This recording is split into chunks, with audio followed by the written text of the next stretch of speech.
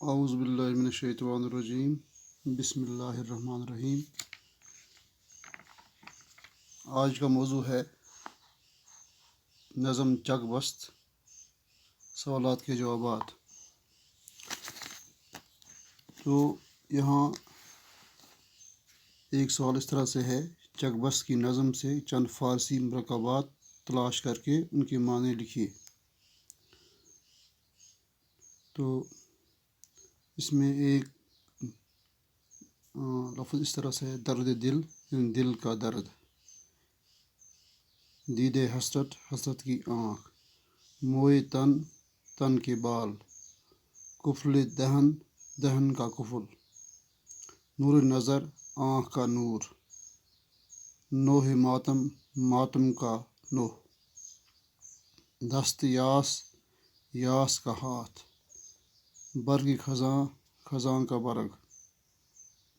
گوشے ہائے چشم، چشم کے گوشے۔ حالت دل، دل کی حالت۔ اسیر یاس، یاس کا قیدی۔ زخم دہاں، دہاں کا زخم۔ دامان دشت، جنگل کا دامان۔ نگاہ کرم، کرم کی نگاہ۔ رنگ باغ، باغ کا رنگ۔ باغ سخن، سخن کا باغ۔ تو آگے دوسرا سوال ہے، یعنی ان الفاظ کے متضاد لکھیے۔ تو یہاں حضر ہے، محال ہے، قریب ہے، صحرا ہے، ہجر ہے، تیز ہے، عیاں ہے۔ تو حضر کا معنی ہے سفر، محال کا معنی ہے آسان، یہ ضد ہے اس کی۔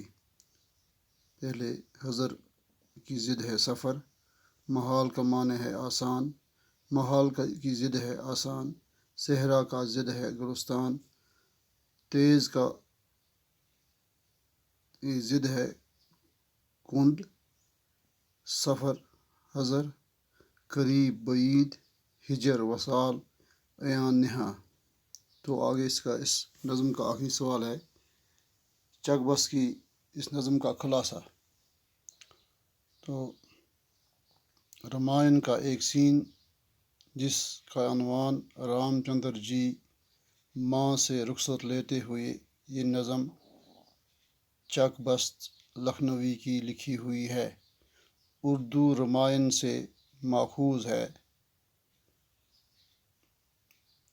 6 بندوں پر مشتمل یہ نظم وہ منظر پیش کرتی ہے جب رام چندر جی اپنے والد کے حکم اور مرضی کے مطابق بنواس جانے کی تیاری میں ہیں۔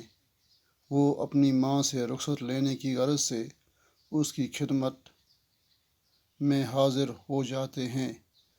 ماں نہ معلوم کن خیالوں میں گم تھی اور بیٹے کی طرف حسرت بھری نظروں سے دیکھتی ہے اور منہ سے ایک سرد آہ کھینچ کر کہنا چاہتی ہے، مگر آنکھوں سے آنسو جاری ہو گئے اور یہ آنسو اس کے چہرے پر پھیل گئے۔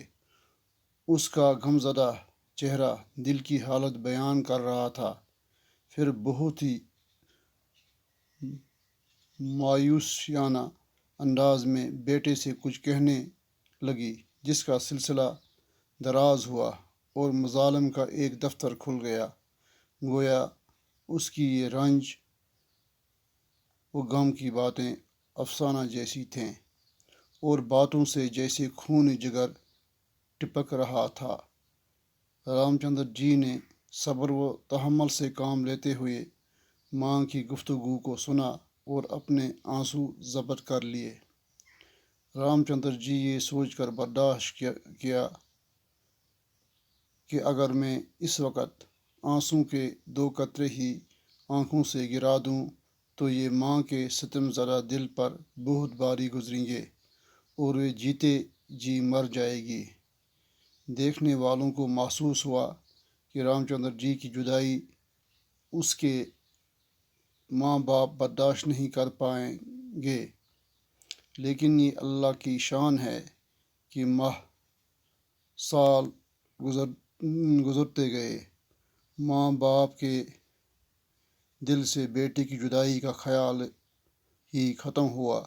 وہ کہتے رہے کہ باغبان بھی پھولوں پر محنت کرتا ہے، ان کو دن کی گرمی اور رات کی ٹھنڈک سے بچاتا ہے، پھر بھی یہ پھول خزاں میں ضائع ہو جاتے ہیں۔ آخری بند میں چک بست خالق کائنات کی کارگری کی داد دیتا ہے اور اس بات کا برملا اظہار کرتا ہے کہ اگر انسان کی نظر اللہ کے رحم و کرم پر ہو اور اس کی ذات پر توکل کرے تو پھر اس کی مہربانی سے صحرا بھی گلستان بن جاتے ہیں۔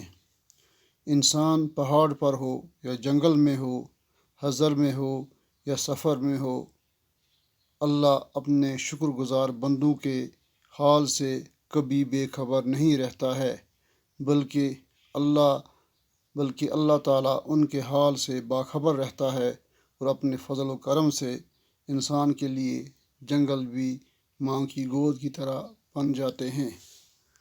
باقی وسلام۔